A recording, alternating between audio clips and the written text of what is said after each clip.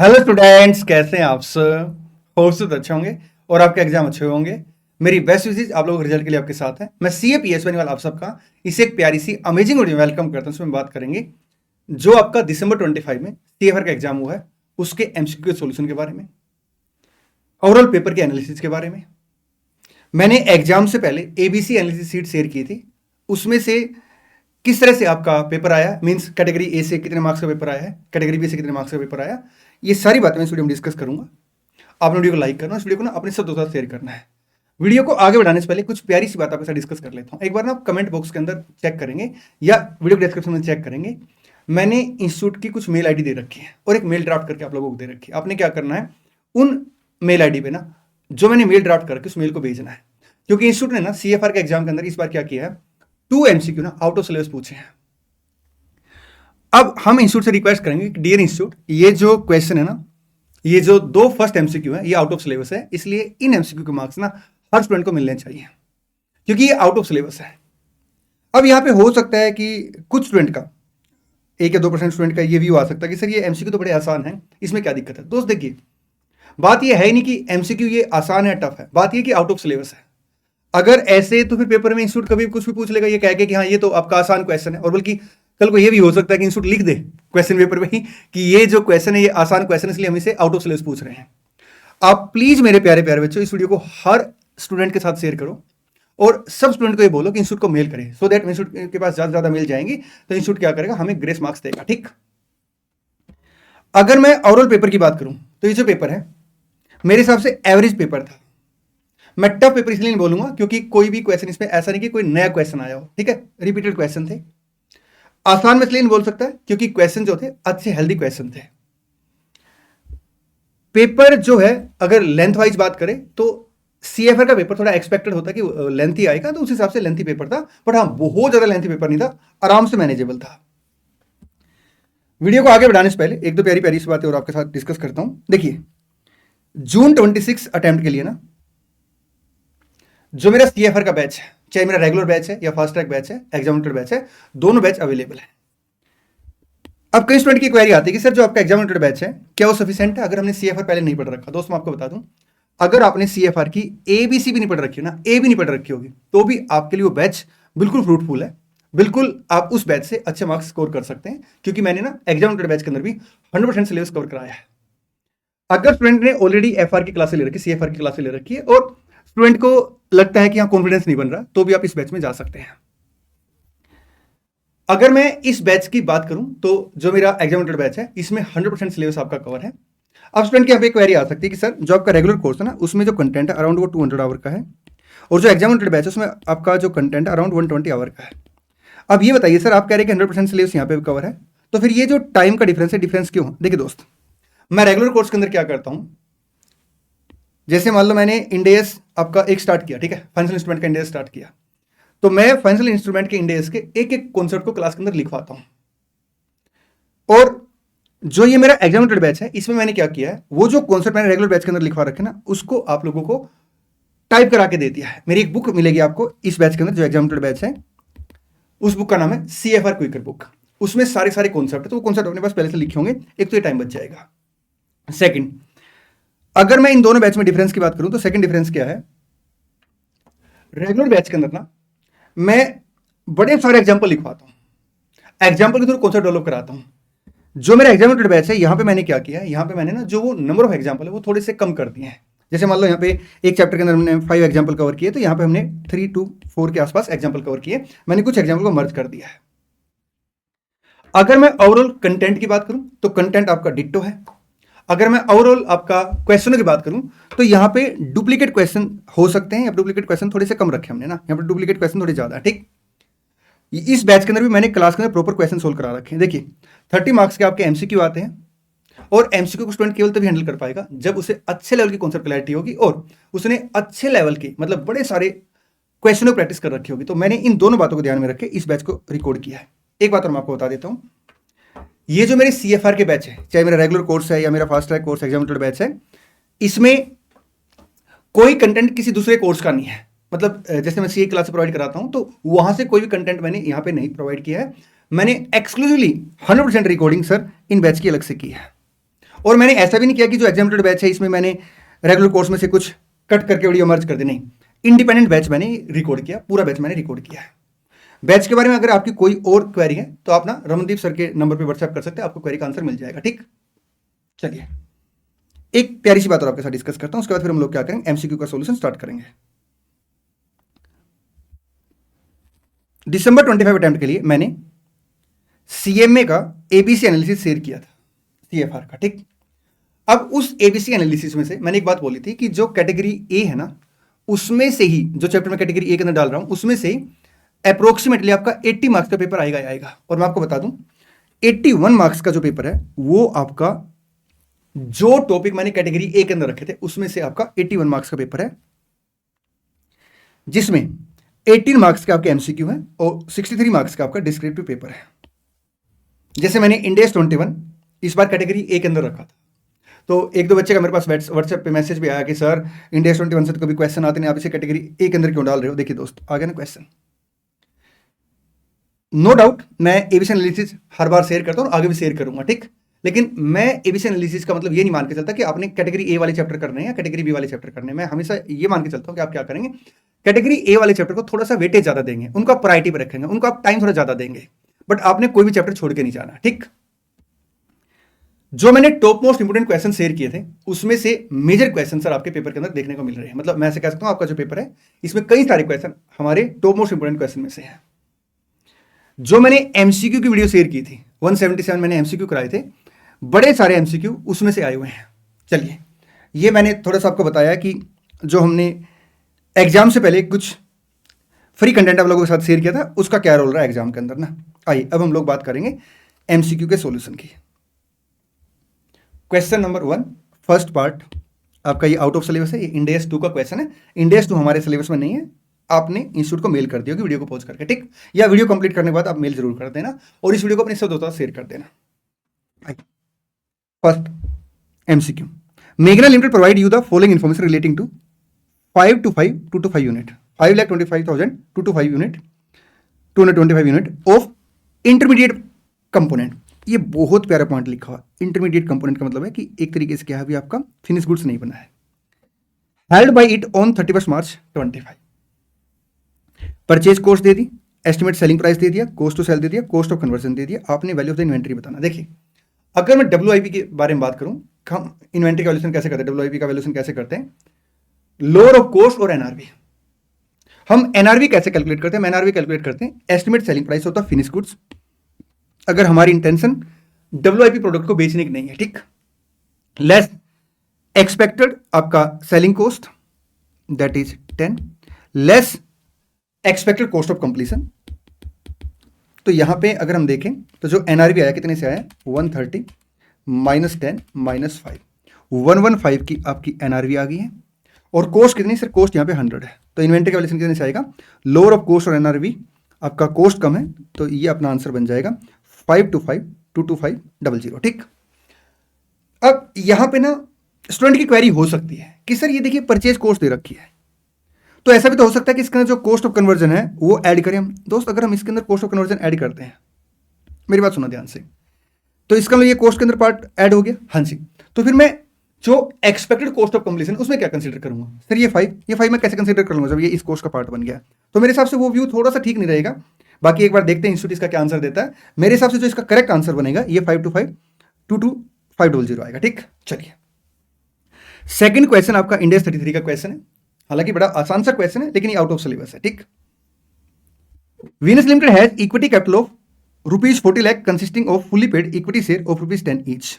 ठीक है जी, the net profit after tax for the year 24-25 was ₹60 lakh. It has also issued 36,000 10% convertible debenture of ₹50 each. इसने क्या कर रखे हैं, 36,000 डिवेंचर इशू कर रखे हैं 50 के हिसाब से। ठीक, 36,000 इंटू आपका 50, ये अमाउंट आ गया आपके 18 लाख। हालांकि अगर कन्वर्टेबल डिवेंचर है तो इसका एक पार्ट हमें डेट में एलोकेट करना होता है और एक पार्ट इक्विटी में एलोकेट करना होता है, बट क्वेश्चन में उस तरह से इन्फॉर्मेशन नहीं दे रखी, तो उसके साथ हम लोग क्या करेंगे, इग्नोर कर देंगे। ठीक, क्योंकि यहाँ पे नॉन कन्वर्टेबल डिवेंचर जो है उसका रेट ऑफ इंटरेस्ट नहीं दे रखा, मतलब मार्केट में अगर नॉन कन्वर्टेबल डिवेंचर इशू हो रहे हैं सेम काइंड ऑफ कंपनी के द्वारा। ठीक, तो रेट ऑफ इंटरेस्ट क्या है वो इन्फॉर्मेशन अपने को नहीं दे रखी, तो अगर वो इन्फॉर्मेशन नहीं तो हम लोग डेट इक्विटी का बाइफरकेशन नहीं कर पाएंगे। ठीक, each debenture is convertible into 5 equity share, 180 आपका पोटेंशियल इक्विटी शेयर बन गया। ठीक, टैक्स रेट एप्लीकेबल 30%, आपने अमाउंट ऑफ डाइल्यूटेड अर्निंग निकालना है। देखिए डाइल्यूटेड अर्निंग पर शेयर का मतलब होता है आप क्या करेंगे, बेसिक अर्निंग पर शेयर में पोटेंशियल इक्विटी शेयर का इफेक्ट देंगे। पोटेंशियल इक्विटी शेयर वो इंस्ट्रूमेंट होते हैं जो 3 कंडीशन क्वालिफाई करते हैं। पहली कंडीशन वो फ्यूचर में इक्विटी शेयर में कन्वर्टेबल है, तो पहली कंडीशन क्वालिफाई होगी। सेकंड, रिसोर्स अपने पास रिसीव हो चुके, और थर्ड, रिसोर्स बिजनेस के अंदर यूज हो चुके। तो यहाँ पे अपने पास कैश आ चुका और बिजनेस में यूज हो चुका, तो तीनों कंडीशन ये क्वालिफाई हो रही है, तो ये अपने लिए क्या बन गया, पोटेंशियल इक्विटी शेयर। हम क्या करते हैं, डीपीएस कैलकुलेट करने के लिए पोटेंशियल इक्विटी शेयर का इंपैक्ट लेते हैं अर्निंग के ऊपर भी और आपका weighted average of equity share के ऊपर भी। ठीक, इसने क्वेश्चन सिर्फ अपने से अर्निंग पूछी है। तो यहाँ पे फ्यूचर में जब ये इक्विटी शेयर में कन्वर्ट हो जाएंगे तो क्या हम इसके ऊपर इंटरेस्ट पे करेंगे? बिल्कुल भी नहीं सर। तो 180 का हम इंटरेस्ट पे नहीं करेंगे, लेकिन जब हम इंटरेस्ट पे नहीं करेंगे तो इसके ऊपर जो हमें टैक्स की बचत होती है वो टैक्स की बचत होनी बंद हो जाएगी। तो नेट ऑफ टैक्स इसका इंपैक्ट कितना है, 126। बाकी मैं हमेशा एक बात बोलता हूं कि आपकी कैलकुलेशन कितनी अच्छी हो, आपको एग्जाम के अंदर कैलकुलेटर यूज करना चाहिए। ठीक, तो 180 माइनस आपका 30%, 126, 6126, ऑप्शन बी आ गया। आइए आगे बढ़ते हैं। Core limited operate a production line which is treated as a cash generating unit for impairment review purpose. ठीक है जी। As at 31 March 25 the carrying amount of the asset are as follows, goodwill आ गया, plant and machinery आ गया, total आ गया, ये आपका CGU का कैरिंग अमाउंट आ गया। ठीक, रिकवरेबल अमाउंट इज एस्टिमेटेड कितने से, 175 से, तो आपका सीजीयू का इंपेयरमेंट लॉस कितने से आ जाएगा, 75,000 से। हम अगर सीजीयू के अंदर इंपेयरमेंट लॉस है तो उसे कैसे एडजस्ट करते हैं, पहले गुडविल के साथ एडजस्ट करते हैं और रिमेनिंग इंपेयरमेंट लॉस को हम लोग क्या करते हैं, जो भी असेट हैं, अदर असेट है सीजीयू के अंदर, उनके कैरिंग अमाउंट के रेशो में एलोकेट कर देते हैं, एक्सेप्ट जो असेट आपका इंडेस 36 के स्कोप से बाहर है। तो प्लांट एंड मशीनरी तो इंडेस 36 में आती है और एक ही असेट है, तो आपका जो रिमेनिंग इंपेयरमेंट लॉस है वो हम यहाँ एडजस्ट कर देंगे। ठीक, आइए क्वेश्चन की रिक्वायरमेंट क्या, calculate the revise carrying amount. Revise carrying amount कैसे आएगा, carrying amount minus impairment loss. तो रिवाइज कैरिंग अमाउंट गुडविल आपका नील आ गया और प्लांट एंड मशीनरी आपका 1,75,000 आ गया, तो ऑप्शन सी आ गया। Change in accounting estimate under Ind AS 8 are applied prospectively. हम कैसे इंपैक्ट लेते हैं, आपका प्रोस्पेक्टिव बेस पे। रोक लिमिटेड हैड ऑन, अच्छा एक बात और, स्टूडेंट की यहाँ पे क्वेरी आ सकती है कि सर जो आपने top most important question share किए थे वो हमें कहाँ पे मिलेंगे, या जो आपने एमसीक्यू की सीट शेयर की थी वो हमें कहाँ पे मिलेंगे। दोस्त वीडियो आपको मिलेगी इस वीडियो के डिस्क्रिप्शन में। ठीक, और नोट्स आपको मिल जाएंगे आपके व्हाट्सएप पे। सर हमारे व्हाट्सएप पे हमें कैसे मिलेंगे, दोस्त आपने क्या करना है, रमदीप सर के व्हाट्सएप नंबर पर व्हाट्सएप करना है, सर आपको वो नोट्स भेज देंगे। ठीक, question number 5, Rock limited had on net income of 72,000 on an average in the last 4 year. ठीक है जी। Net asset and capital employed in the business were 480 and 5 lakh respectively. आप देखेंगे ना जो मैंने एमसीक्यू 177 कराए थे उसमें से बड़े सारे एमसीक्यू आपके एग्जाम के अंदर आए हुए हैं। ठीक, हाँ अमाउंट चेंज हो सकता है। Similar firm on 12% net return per annum normally. ठीक है जी। The value of the goodwill under capitalisation of profit and capitalisation of super profit. एक बार ये देख लेते हैं कि यहाँ पे जो प्रॉफिट है वो आफ्टर टैक्स है। सर क्वेश्चन ने कुछ इन्फॉर्मेशन नहीं दे रखी और टैक्स का रेट भी नहीं दे रखा, तो हम इसी को कंसिडर कर लेंगे। ठीक, सबसे पहले करें capitalization of profit. Capitalization of profit में हम लोग गुडविल कैसे कैलकुलेट करते हैं, सर एफएमपी मतलब average profit divide by normal rate of return that is 12% minus आपका आएगा ये आपका वैल्यू ऑफ द फर्म आ गया। इसमें से हम लोग क्या करेंगे, नेट एसेट माइनस कर देंगे, गुडविल आ जाएगी। ठीक, नेट एसेट कितने से 480 से, एक सेकेंड, तो ये अमाउंट आएगा अपना 72,000 डिवाइड बाय 12% माइनस आपका 480, 1,20,000 से। और super profit capitalisation super profit कैसे आएगा, सर एफएमपी डिवाइड बाय आपका एनआरआर माइनस आपका आएगा capital employed that is 5 lakh, 1 lakh से 120 और 1 लाख, ऑप्शन डी आ गया।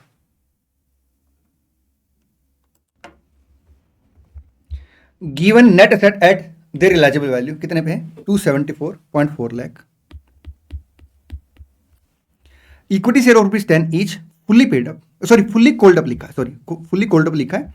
तो नंबर ऑफ इक्विटी शेयर कितने आ गए अपने पास, 140 लाख डिवाइड बाय 10 शेयर, मतलब डिवाइड बाय फेस वैल्यू आपका 10 रुपीज़ के हिसाब से 14 लाख आ गए। ठीक, एंड कोलसी ने कितने से आपका @2 पर इक्विटी शेयर कितना है 5.6। ठीक, तो हम लोग पहले क्या करेंगे, कोलसी ने को मानेंगे कि वो पैसा हमने मंगा लिया है। ठीक, based on the above piece of information the value of the partly paid of equity share, हम लोग पहले क्या करते हैं, फुली पेड ऑफ शेयर की वैल्यू कैलकुलेट करते हैं, उसमें से क्या करते हैं, जो आपका कोलसी नीड का अमाउंट वो माइनस कर देते हैं, पार्टली पेड ऑफ शेयर की वैल्यू आ जाती है। ठीक, तो 274.40 plus 5.6 280 lakh,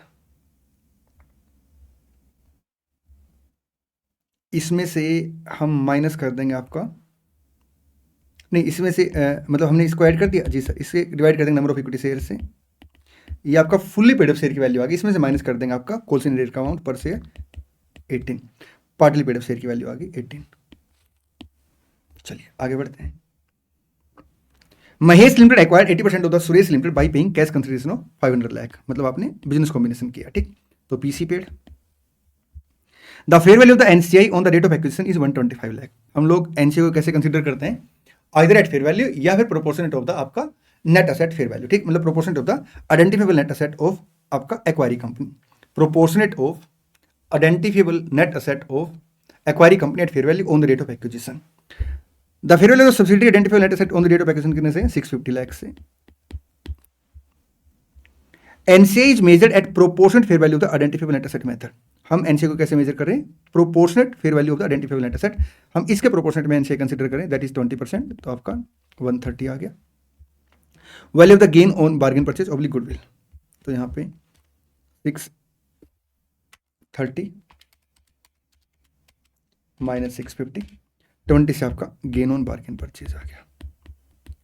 gain on bargain purchase को हम लोग क्या करते हैं, हम चेक करते हैं अगर क्लियर एविडेंस है, हमें पता है रीजन पता है और क्लियर एविडेंस है उस रीजन के कि गेन ऑन बार्गेन परचेज क्यों है, तो हम उसे ओसीआई के थ्रू रूट करते हैं। अदरवाइज हम उसे फिर क्या करते हैं, अगर मान लो क्लियर रीजन नहीं है अपने पास, तो उस केस में फिर हम कैपिटल में डायरेक्ट ट्रांसफर कर देते हैं, मतलब statement of change in equity के अंदर। ठीक, हालांकि क्वेश्चन ने उतनी इन्फॉर्मेशन नहीं मांगी, सिंपल मांगा गेन ऑन बार्गेन परचेज या गुडविल बताओ। गेन ऑन बार्गेन परचेज आपका 20 लाख से आ गया, option C. On October 1st 24 U limited acquired 80% of the J Limited equity share by mean of a share exchange of 2 share in U for every 3 acquired share in J। J Limited के जितने share हमने 80% share acquire किए और हमने क्या किया, अपने 2 share issue कर दिए 3 के बदले में। ठीक, in addition you would make deferred cash payment of 88 पैसा पर एक्वायर्ड शेयर ऑन 1 October 25। ठीक है जी, एक साल के बाद हमने क्या किया, ये पेमेंट की है, तो अगर डेफर्ड पेमेंट है तो हम लोग क्या करते हैं, प्रेजेंट वैल्यू में कंसिडर करते हैं। ठीक, कॉस्ट ऑफ कैपिटल आपकी 10% है, you has 5 crore share outstanding and J has 90 lakh share outstanding. तो जे के हमने क्या किया, 80% शेयर एक्वायर किए, बल्कि मैं एक काम करता हूं, यहां लिखता हूं, हमने अपने इक्विटी शेयर इशू किए हैं कितने, 90 लाख का 80%,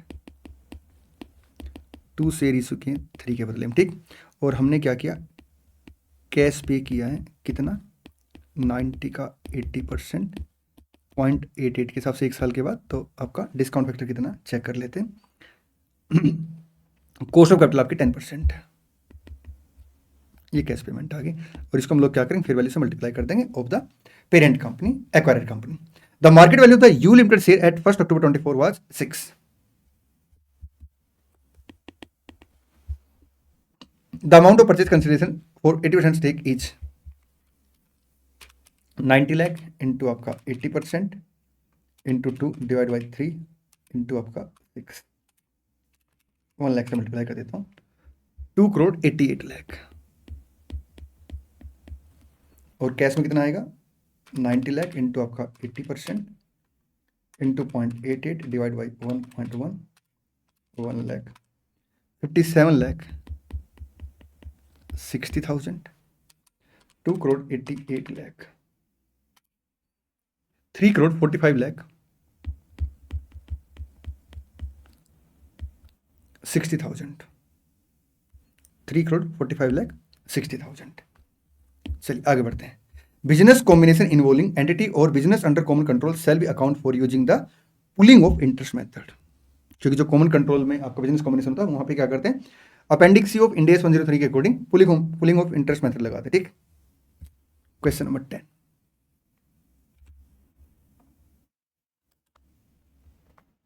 company P limited acquire 20% of the voting power of company Q for 46,000, ठीक है जी।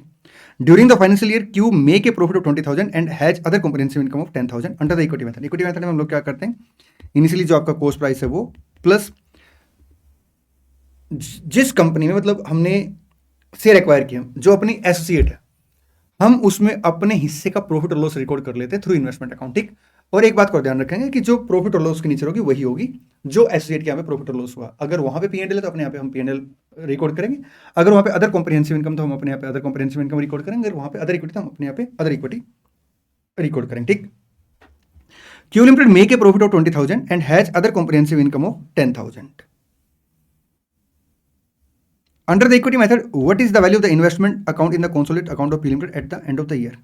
तो 20,000 का 20% आपका 4,000, 10,000 का 20% आपका 2,000, 52,000 आ गया, option B. Anant Limited is one of the party to a joint operation holding 60% interest in the joint operation and the balance 40% interest is held by another joint operator, ठीक है जी। मतलब 60% हिस्सा अपना है ज्वाइंट ऑपरेशन के अंदर, 40% हिस्सा आपका दूसरे ज्वाइंट ऑपरेटर का है। Anant Limited has contributed an asset held by it to the joint operation for the activity to be conducted in the joint operation, ठीक है। The carrying value of the asset was 30 lakh and the asset was actually sold for 24 lakh।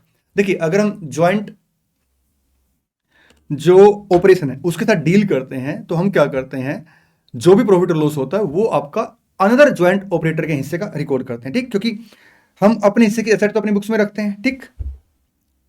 तो 30 लाख की asset है और आपका sold 24 lakh पे, तो 6 लाख का लॉस हुआ है। Amount of loss on sale to be accounted by Anant limited. तो यहाँ पे आपका 40% के हिसाब से हम लोग क्या करेंगे, लॉस रिकॉर्ड कर लेंगे, दैट इज आपका 2.4 lakh. When a parent company lose control of a subsidiary, अगर पेरेंट लॉस करती है सब्सिडरी के ऊपर control, what is the accounting treatment for any investment retain in the former subsidiary. अगर सब्सिडरी के अंदर कुछ इन्वेस्टमेंट रह जाती है तो हम लोग क्या करते हैं, उसे फेयर वैल्यू पे मेजर करते हैं। It is recognised, derecognised नहीं, it is recognised at fair value when control is lost, option B आ गया। Report is an analytical tool for displaying human resources related fact, insight and metric to improve workforce performance, recruiting procedure and other important HR operation. Human resources. IGS 2 is related to accounting and classification of grant in aid. External benefit of sustainability reporting can include, ध्यान रखना external benefit पूछा है। Enhance link between financial and non financial performance, ये आपका internal होता है। Improving reputation and brand loyalty, ये आपका एक्सटर्नल बेनिफिट होता है। Enhance perception and on organisation value, ये आपका एक्सटर्नल होता है। बोथ बी एंड सी दोनों ऑप्शन आ जाएंगे। इसी के साथ जो अपने एमसीक्यू है इनका सॉल्यूशन समाप्त होता है। अगर मैं डिस्क्रिप्टिव पार्ट की बात करूं तो डिस्क्रिप्टिव पार्ट जो है ये आपका ओवरऑल एवरेज पेपर है, ठीक। इसमें कोई भी क्वेश्चन ऐसा नहीं है जो आपने पहले ना कर रखा हो, सारे क्वेश्चन आपके एक तरीके से डुप्लीकेट क्वेश्चन है, ठीक। एक बात तो मैं आपको बता देता हूं, जो ये डेस्क्रिप्टिव पार्ट है ना, 100% पेपर मेरे एग्जाम मॉनिटर से भी मैच कर रहा है, ठीक। और इसमें से बड़े सारे क्वेश्चन ना, जो टॉप मोस्ट इंपॉर्टेंट क्वेश्चन मैंने शेयर किए थे 65, जिसमें मैंने वीडियो भी शेयर कर रखी है, उसमें से बड़े सारे क्वेश्चन आपके आए हुए हैं, ठीक। जैसे ये क्वेश्चन आपका डिटो बस अमाउंट चेंज है, इस तरह से ये भी क्वेश्चन आपका डिटो अमाउंट चेंज है, ठीक। बड़े सारे क्वेश्चन आपको डिटो मिलने वाले हैं। चलिए जी, इसी के साथ आज की वीडियो समाप्त करते हैं। जून 26 अटेम्प्ट के लिए बड़ी जल्दी मैं आप लोगों के लिए मैराथन लेके आने वाला हूं, जिसमें मैं कंप्लीट CFR का सिलेबस कवर कराऊंगा, ठीक। चलिए मिलते हैं नेक्स्ट वीडियो में, और आप मेल करना ना भूलें इंस्टीट्यूट को, और इस वीडियो को ना अपने सब दोस्तों से भी शेयर करना अपने, सो दैट वो भी मेल करें। चलिए मिलते हैं नेक्स्ट वीडियो में। Thank you so much, all the best, God bless you.